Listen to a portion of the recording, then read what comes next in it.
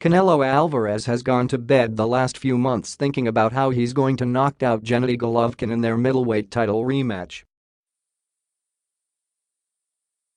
To wake up Sunday morning as the 160-pound champion, though, he'll have to take some chances he didn't in his first fight with Golovkin a year ago. And that could be a real problem against a fearsome puncher who has knocked out 34 fighters in his 39 professional fights.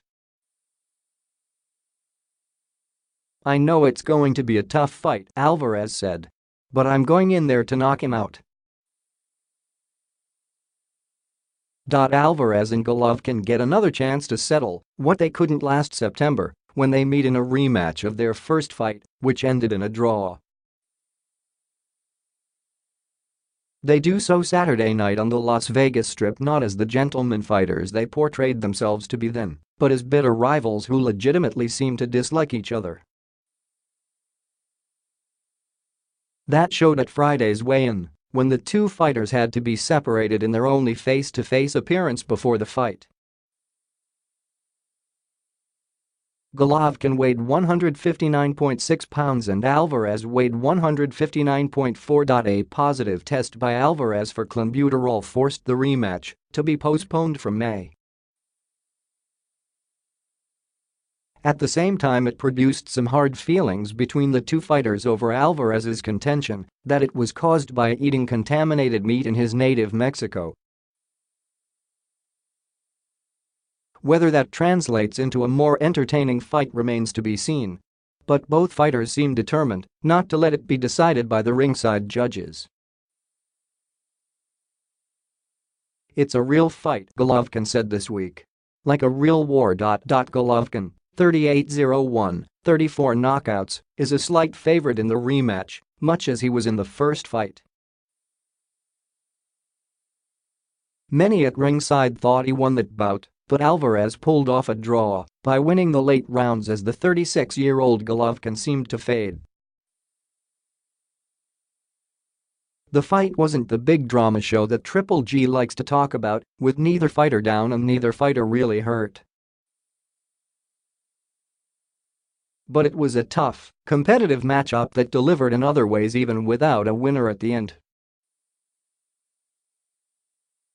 "I had a great experience from the first fight," Golovkin said. "It's a little bit different this time, but I believe it will be a big fight for the fans."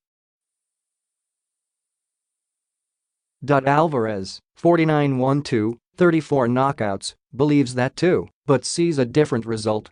It's one he's envisioned nightly in bed as he goes over scenarios that will help him win. "Every night in my bed, before I go to sleep, I visualize what I need to do to get the knockout," Alvarez said through an interpreter. "I know it's going to be a tough fight. The fight, which carries a pay-per-view price tag of $84.95, is big for the careers of both men. But Alvarez may have more at stake than Golovkin, the puncher from Kazakhstan who has held pieces of the middleweight title for 8 years.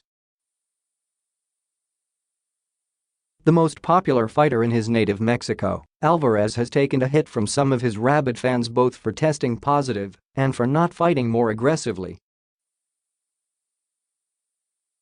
He can only talk about the doping that got him suspended for 6 months by Nevada boxing authorities, but he can do something in the ring to alter the perception that his style is too conservative.